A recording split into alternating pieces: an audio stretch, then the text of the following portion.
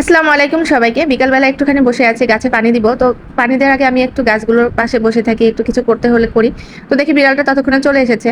ইদানিং সে বুঝেই গেছে যে বিকালবেলা আমি ছাদে আসি প্রতিনিয়ত। তাই সে আমার জন্য অপেক্ষা করতে থাকে।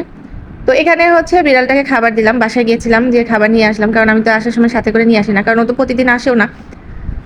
তো দেখে ১ম থেকে মনে হচ্ছিল যে বিড়ালটা একটু অসুস্থ। এখন একটুটা বেটার। সকালবেলা ছেলেকে নিয়ে মাদ্রাসায় গিয়েছিলাম, তখন বেশ ভালোই বৃষ্টি হয়েছিল। এই সময় বৃষ্টিটা একবারেই অন্যরকম। হঠাৎ করে বৃষ্টিটা শুরু হয়ে গেছিল। আমি সকালবেলা বেশ ভালোই দেখেছিলাম ওয়েদারটা। অনেক বাচ্চারা মাদ্রাসায় আসার সময় ভিজেও গিয়েছে। যাক, আল্লাহ সবাইকে সুস্থতা দান করুক। বাসায় চলে এসেছি, জলদি একটা কিছু বানিয়ে দিতে হবে, সেটা আমার মাথায় শুধু নুডলস ছাড়া আর কিছুই কাজ করে না। কারণ রুটি বেলতে ভাজতে সময় লাগবে, ততক্ষণে সবার ঘুম ভেঙে গেছে, নাস্তাও দিতে হবে। তো আজকে দুপুরে মেনু তেমন কিছু না, কাতল মাছের মাথা রেখেছিলাম 2টা, সেটাই রান্না করব। আমরা সবসময় একইভাবে রান্না করে খাই না, আজকে লাউ দিয়ে রান্না হবে। আর মমপা আজকে কিছু কচু শাক নিয়ে আসছে, সেই কচু শাকও রান্না হবে।